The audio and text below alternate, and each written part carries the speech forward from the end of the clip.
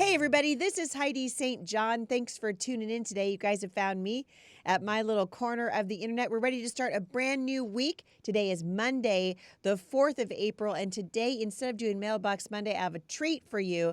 My friend Steve Lambert's on the show, and we're going to talk to those of you whose homeschool needs a little CPR, and we think children prefer reading. Stick around. I think you're going to be encouraged.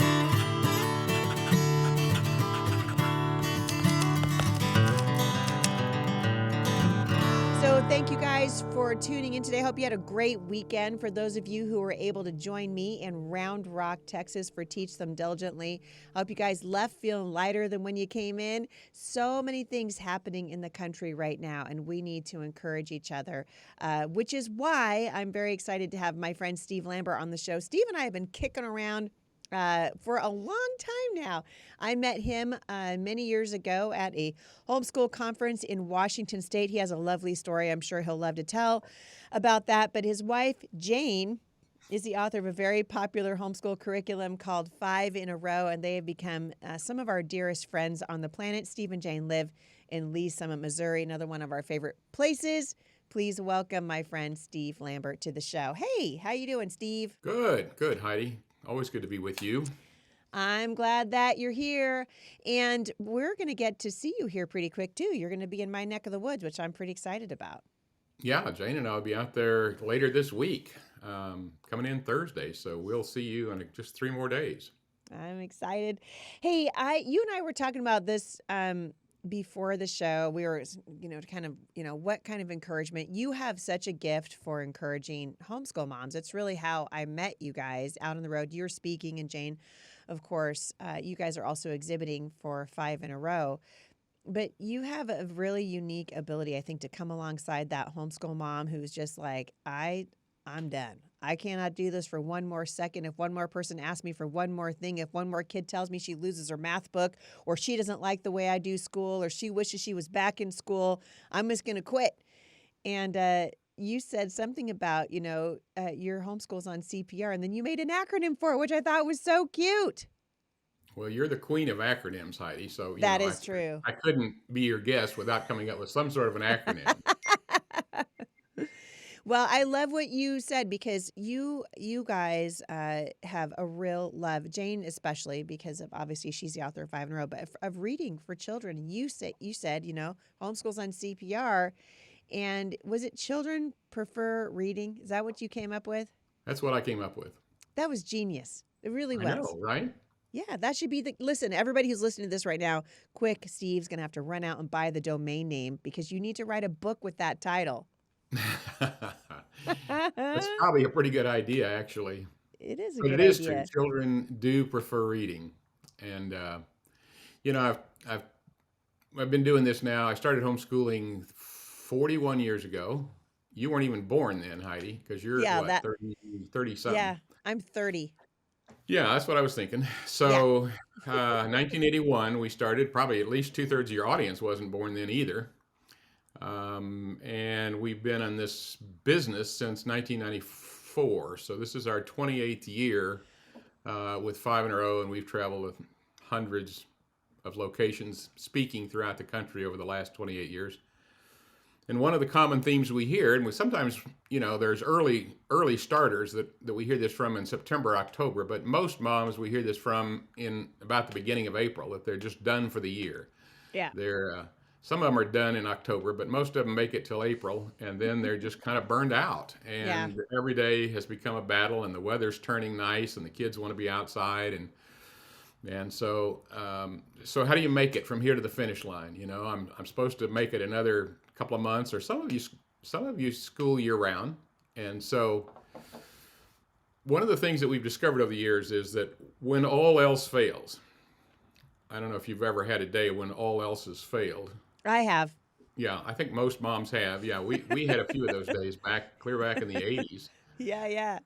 When all else fails, reading aloud with your kids will save the day. It'll save you from tearing out clumps of hair. It'll save them from crying and going to their room, and it'll save some of their academic achievement scores at the end of the year. I've often talked about becoming your child's favorite teacher. And when I say that phrase, your favorite teacher, almost all of us immediately can picture that one person that stood out in our experience in a classroom. And more often than not, when we pursue that, I find that there were people who read aloud to their students, particularly in elementary grades, that they would systematically every day pull out over the lunch hour or study hall or something and read a chapter or two of a great children's book, and those became favorite teachers. Now, homeschool kids only have one teacher unless they're blessed enough to live where there's a resource center. So if you're not your kid's favorite teacher, then you might fall into that category that most of our teachers fell into, where you can sort of vaguely remember their face, but you don't even remember their name, and certainly nothing that they taught you. And I think that's a tragedy, because your kids have the very best teacher, all of you. The one person who loves them the most, cares about them the most, is invested in their lives the most, and knows the most about who they are and how they learn. So they've been given, by God, the very best teacher they could possibly have. But why do those days so often end up in tears? And there are some subjects that sometimes you just have to wade through the tears. Spelling sometimes, or reading mechanics with early learners, or sometimes math. I just put up a meme on Facebook the other day on my personal page. Try to name a book that made you cry. And I said algebra was the one that made me cry. So I think several other homeschoolers can probably identify with that. But that made me cry. Yeah, me too. But reading aloud has tremendous academic benefits.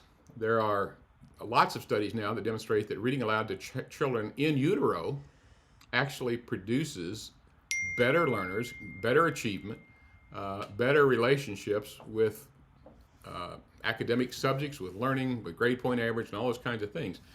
And I don't know exactly why, but in part it's because they associate the mother's voice with comfort and safety. And so hearing her read, and the written word is a different syntax, a different sequence, a different rhythm than the spoken language. So when you begin reading aloud to your child, even before they're born, and certainly after they're an infant, they become used to that, to the English language in its written form, and they associate it with comfort and pleasure and joy and the safety of mom. So we know that that's true. We also know now that reading books repetitively, there's several recent studies that suggest that reading books repetitively actually produces more language learning, more benefit than reading a different book every day. And that just plays right into the hands of little ones who beg to have you read the same book over and over and over again, sometimes to the point of distraction where you can memorize it and just regurgitate the entire book of Goodnight Moon or Jessie Bear before bed. So children prefer reading, CPR. You know, there are times when, and I've talked to so many homeschoolers over the years that have said, I don't know what to do. My child just, that's it. The body language, their arms are crossed, they're looking at the ceiling, they're done. And I don't know how to break through. And I often say, you know, that Einstein was the one who said that his definition of insanity was doing the same thing the same way and expecting to get some sort of different results. So doing what you've been doing, if it's not working, it's probably not going to work. And just doing it louder and longer and angrier probably isn't going to work either.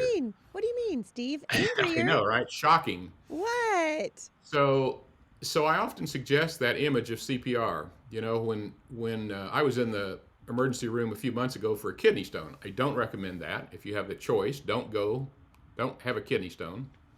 But I was there, and I watched the process in an ER, and I think they call it triage. People come through that door every day, and half of them are looking for narcotics, but among the other half, you have women in labor, you have people who've been in a car accident, a gunshot wound, heart attack, stroke, kidney stone, and they have to decide who gets the first of our attention. But the ones who always get the first attention are the ones that are flatline, no response at all in their heart. And so when we're having trouble with reading or we're having trouble with math, we can make some fine-tuning and adjustments on those. But when you have a student who's flatline, no response, no heartbeat, not interested in learning at all, that calls for radical measures. And at that point, they don't care if you've got cuts on your forehead, they don't care if you have a broken arm, they don't care what happened, unless they can, you know, get that heart started again, then none of the rest of it makes any difference. And so that's where I came to associate that term CPR years ago. And so when you have a child who's just flatline and just not responsive at all to your attempts to do anything, often reading, and I'm not talking about an hour of reading. Sometimes it takes months of reading to bring one of those children back to life, where suddenly they're asking questions and they're interested in the world around them. When our youngest daughter was, I'm going to say about 8, she could mechanically read fine, but she just didn't like reading. And to me, that's a tragedy. And so I began reading aloud to her about 90 minutes every morning and about 90 minutes every night. And during the course of the next year, as best I could calculate, we read about 55,000 pages aloud that I read to her. And we read all the Little House on the Prairie books and all of the Grandma's Attic books, and on and on and on. We read probably, 75 or 100 books over that 12 months. And by the end of that time, she was an avid reader, and she'd really loved learning. And she went on to have a 4.0 in college. You'll always find her with a book in her hands today, and she's a very successful homeschool mom and has written a couple of books. But that was birthed out of falling in love with reading, because reading really is the eighth wonder of the world. Madame Curie figured out how to use radiology for good ends, but in the process, she died of radiation poisoning. And you don't have to die of radiation poisoning to figure out what she learned. All you got to do is read the book. Right. Which is kind of a miracle. So it's a great form of learning, but it's also a great form of bonding, and it's a great way to CPR a flatline student. But even if it's not a flatline student, if you're just having a flatline day or a flatline week, we've had a couple of friends pass away recently, and homeschooling, goes off the rail when that happens. We're trying to make funeral arrangements. Dad has passed away. I mean, just the worst tragedy that could possibly happen in a homeschool family. So what do you do? Well, if you can find an hour or two a day to snuggle up with your kids and just read a wonderful book, that helps transition to this new season of life. And, Healing. it's healing. There's a healing and a bonding that happens in the soul of a child when you read aloud, and reading solves 1,000 different difficulties. And fortunately, home education, tutorial education, having one teacher to 1 or 2 or 3, or in your case 7 children, is still so incredibly efficient that even if you're not very good at it, your kids are going to do fine academically. And we've all proven that. I mean, you have brilliant kids. They've all done great in careers in college. Our daughters went on to do well in college and well in life beyond college. And I've seen that with tens of thousands of homeschool children over the last 35 years. But that process is so inherently efficient, like I said, that you don't have to do 8 hours a day of homeschool. You don't have to replicate school at home. And if you have to take a break for a few days, a few weeks, sometimes a few months. I mean, like when your father-in-law has come to live with you because he's in hospice, and your husband's lost his job, and you've had to move and pack, and you're living temporarily with your in-laws, and it is whatever. There are times when you simply cannot do 9 to 5 every day. But that's all right. I mean, that's not taking God by surprise. When he invited you to go on this homeschooling journey, he saw ahead all of the issues and all of the troubles and all of the trials and all of the challenges that would be ahead of you. And he still concluded that you were the best person to do the job. I knew that you were going to be an encourager today, because I'm sitting here, I'm writing notes like I always do when you're on the show. I'm going to take a quick ad break, but when we come back, Steve and I are going to pick this conversation up, and I'm going to ask him a little bit more. I want to kind of come back to something he said that I wrote down, that's adjust for life. And what do you do when life throws you a curveball? We'll be right back with my friend, Steve Lambert. So, Steve, right before the break, you and I were talking briefly about the curveballs that come at us, and we've lived through now 2.5 years of nothing but one giant COVID curveball. I talk to moms every single day who are tired, they're worn out, and I love that you've given this analogy of CPR, children prefer reading, and what it means to just sit down with your kids and read. But I was thinking, as you're saying this, adjusting for life, that oftentimes what these moms need, and certainly what I needed, Years and years ago when Jay and I were going through a pretty rough, pretty hard rough patch, I remember calling you and Jane up, and that was Jane's advice. She's like, why don't you just read to your kids? But I felt like I just needed someone to tell me it was going to be okay. If I read to my kids and we don't do math, am I going to screw them up? If I get off of this, the school train that we've been on for so long, that we've been conditioned that that's what we need to do, are my kids going to be all right? Well, you and I both know the answer to that is they're going to be great. But talk to the mom for a minute who just all school is all she knows, and she feels like I can't close the books, I can't get off the crazy horse, I don't know how to quiet my heart and have confidence in the process that you've just described. Well, it's difficult. It's a challenge because this is one of the most important things you'll ever do in your life. One of this and your marriage are probably the two biggest ministries God will entrust to you in 99% of the cases. And like I said, he knows you and he knows your children. And his conclusion was that you guys were a perfect match. And he knew all of the curveballs that were coming. I mean, COVID did not catch the Lord by surprise. He knew that was coming from time immemorial. Inflation did not catch the Lord by surprise. He knew we were coming into a season of increasing prices and stretched family budgets and high gas prices and grocery shortages and all those kinds of things. And he still concluded that the best thing for you and the best thing for your kids was for you two to spend your days together. And that, once you settle that issue in your heart, and we all know that. I mean, I've heard you talk about it, that homeschooling is an invitation from the Holy Spirit.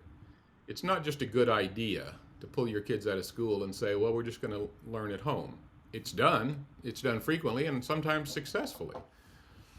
But most of us knew a moment in time when we were like, you know what? I think the Lord's calling us to homeschool. Yep. And we turn to our spouse and we say, hypothetically, I'm just thinking out loud here, work with me. What would you think if? And sometimes it takes our spouse a little while to sort that out. But that process, I read a review interview some years ago now with they'd done a survey of classroom teachers, both public and private school, K through 12, and they asked them, how much time each day do you spend with each student, answering any questions they may have, and clarifying anything that they may have misunderstood. And it's been a number of years now, and I don't honestly recall, but I'm going to say it was somewhere around 13, 14 seconds per day per student. Mm-hmm. Now, it's more time than that in a kindergarten class of, say, 20. And it's a whole lot less time than that in high school when there are 7 different classes and each one has 35 students. So you got 230 students that you're responsible for. You might not spend 15 seconds a month with each individual child. So when you sit down at 9 in the morning and you give it a good 3-hour earnest effort till noon, you accomplished more one-on-one time, more time looking in their eyes, seeing if they understand, answering their questions, than you would have, I can't do the number in my head, but probably in 6 months or longer in a public school classroom. So it's that inherent efficiency that makes it work. So taking a break to deal with emotions, to deal with life's curveballs, to deal with heartbreak sometimes, with the hardest things that you may ever have to deal with. Those are not things to shield your children from. Those are things to let them watch how you traverse that. And so mourning or grieving or those things are a part of life. Watching you and your husband sit down and pray together. What are we going to do? The budget, I've still got 13 days till payday and we only got $16 left in the account. Those are the times that you don't have to protect your kids. You need to demonstrate to your kids, this is how you deal with sadness. This is how you deal with anxious situations. This is how we deal with bad news on the television set. And the academics are so, I don't want to say easy, but like I said, if you give it 3 or 4 hours a day, 4 days out of 5, your kids are going to be at the very top academically in high school and college and beyond, graduate school. I mean, we've seen that thousands of times. But you have the chance to help them grow and mature emotionally as well as academically. And that's something that's not going to happen in a classroom. And so those moments are the times to do CPR, to just say, you know what, let's just get out Little Women and read it one more time, or Mark Twain, or whatever. I noticed too, as we're running out of little kids at my house now. As you know, you're pretty well familiar You with got all seven another of our round coming kids. now, though. Yeah, I know. I got the grands are coming. I know you got Uh, 3 and 4 coming. I know it's so much fun, and I'm watching them already starting to develop that love for reading. And so, in our little library at our house, the whole bottom shelf of our bookshelves is dedicated to little kid books, so that it's I always at love it. eye level. They can always go pick them up. And what I've noticed is that it does more to that 10 minutes that it takes me to read Green Eggs and Ham for the 15 millionth time with Juniper. You know, she has we're develop a relationship while we're doing that, and I love that, because at the core of the success of homeschoolers that will come back and tell you the things that meant the most to them. I have yet to meet one, and I bet you would say the same thing, Steve, that said, boy, I just look back on all my homeschooling years, and I'm just so glad that we did that extra, that extra credit assignment in our Saxon math book. Boy, those are the memories, It really ends up being the little things that sometimes I think homeschool moms just forget how important it is. And you've seen the painting that's in our library, Steve, that Don Richardson, who's the author of Peace Child, painted. And when Sierra graduated from our homeschool, it's been 10 years ago now, Wow. she gave that painting to me, and it's called Mealtime Beckons to Home. And she said that of all of the things that we did in educating her for all those years, reading was her favorite thing, that we sat down every day and we read out loud together. And I think it really just cannot be underestimated. And so I love your CPR thing. I really think you should get the domain name as soon as we're done with this, because somebody's going to do it. I'll check. I think you said. Steve, tell everybody about 5 in a Row. We've got about 30 seconds left. I want to be sure that they know where they can find you online. Sure. 5 in a Row, you'll find it 5inarow.com, just all spelled out one word, FIVEINAROW.com. It's a curriculum that my wife created 30 years ago, and it was the philosophy behind what we do, and it's built around reading to your child every day. And there's early childhood books for preschool starting at age 2 all the way up to middle school. And by reading with those kids each day, we're going to teach them geography and science and creative writing and literature and health and astronomy and nutrition and everything else you can think of, except for math mechanics and reading mechanics. You still need a math program, you still need a phonics program. But everything else you can think of, they learn, but they learn it in the context of snuggling up on the couch and reading great books together. And it stays with them for a lifetime. Yeah, it really does. Jane's become something of a superhero to homeschool moms. Every time I'm with her, the people will come up and say, oh, it's Jane Lambert, It's wonderful. You guys have made quite an investment in the homeschool community and in my life personally. You know how much I love you and Jane. Looking forward to seeing you. My friend, thank you for coming on the show and just giving some weary homeschool parents a little shot in the arm today. I know they're gonna benefit from it greatly. I sure love you guys. I'll see you in a few days. Looking forward to it, Heidi. Thanks again. You're welcome. For more information on 5 in a Row, you can go to HeidiSt.com/podcast. Scroll down to the end, and I will link back to all things 5 in a Row in the show notes today. I hope you guys have a great day. Love your families well today, and I will see you back here tomorrow at the intersection of faith and culture.